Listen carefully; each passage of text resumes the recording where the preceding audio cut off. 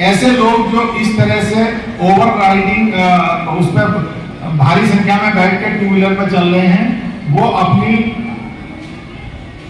असमय काल को मृत्यु देते हैं, दावत देते हैं। तो कृपया करके अगर आपका हमसे भी खराब देश इस दुनिया में है, वहां भी एक्सीडेंट की बड़ी खराब स्थिति है। पहले आज से करीब 15 साल पहले तो इसलिए दोष दिया जाता था कि सड़कें खराब हैं, अब दोष इसलिए दिया जाता है कि साहब सड़कें बहुत अच्छी होगी इसलिए एक्सीडेंट ज्यादा होते हैं, क्योंकि और तेज भगाते हैं गाड़ी, उसके स्पीडोमीटर को क्रॉस करने का प्रयास करते हैं। सामान्य रूप से ट्रांसपोर्ट विभाग द्वारा जो एक आयु सीमा निर्धारित की गई है 18 वर्ष, उसके पीछे भी एक जेनेसिस है, उसके पीछे भी एक कारण है।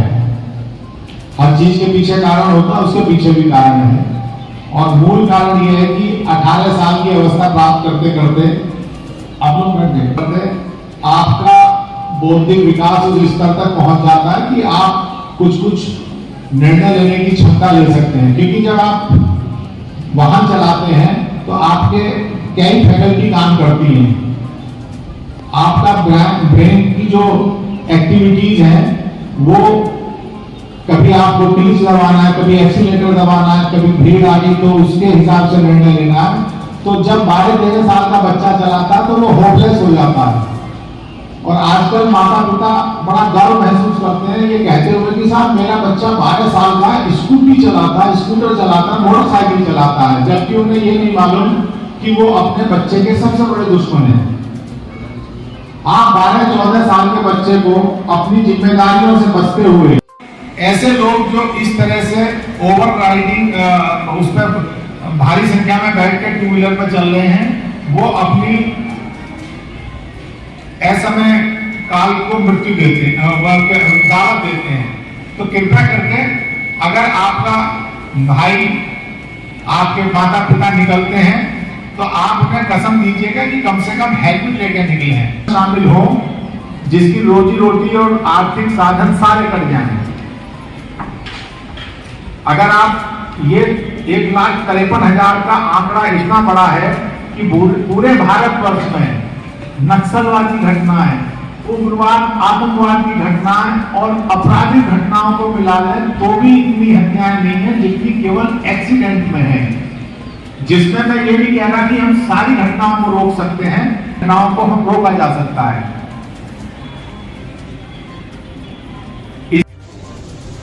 तत्वाधान में यातायात माह जो नवंबर 2022 में ऑर्गेनाइज है, हमारी सुरक्षा से संबंधित है, हमारी सलामती से संबंधित है, से अवगत कराना है। इसी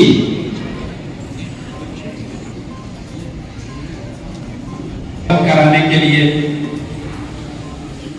मंच पर आप बार एक नारा दिया गया था, हम तो बार कहते हैं कि चुप्पी तोड़ो खुल के बोलो।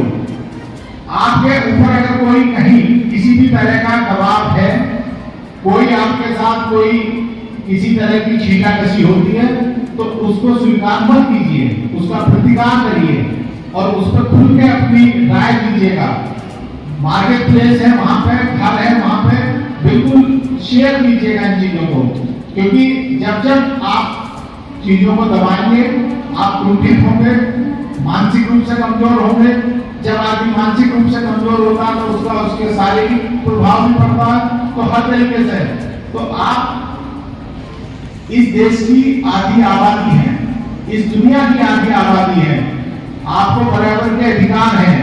तो मेरा ये कहना है कि ये शिकायत हम गाजीपुर में तो नहीं सुनना चाहेंगे कि साहब यहाँ परेशान करते हैं, वहां परेशान करते हैं। उसका प्रतिकार करिए और मुंह तोड़ जवाब दीजिएगा।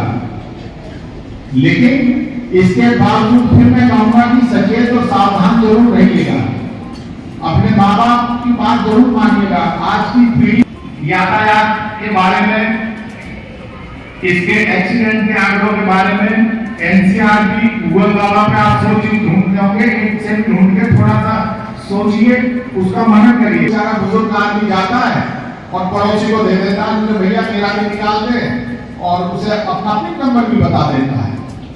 ये ऐसे लोग निश्चित रूप से शिकार हो जाते हैं, क्योंकि एटीएम का पिन नंबर बताते ही वो बेचारा 1000 निकालता है, वो 10,000 निकाल लेता है। उसके पास यद्यपि आजकल फोन में अलर्ट आते हैं, लेकिन उस बुजुर्ग आदमी के पास फोन भी नहीं है।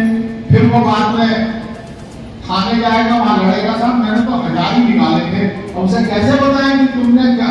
जब पूछते बाबा किसने निकाले, उनके भैया वहां पे लड़का था उससे निकलवाए, मतलब वही लेके 9,000। सीट बदल जाएगी, ये निरंतर चला आ रहा है, सदियों से यही सिलसिला चला आ रहा है, इसमें कोई खास बात नहीं है।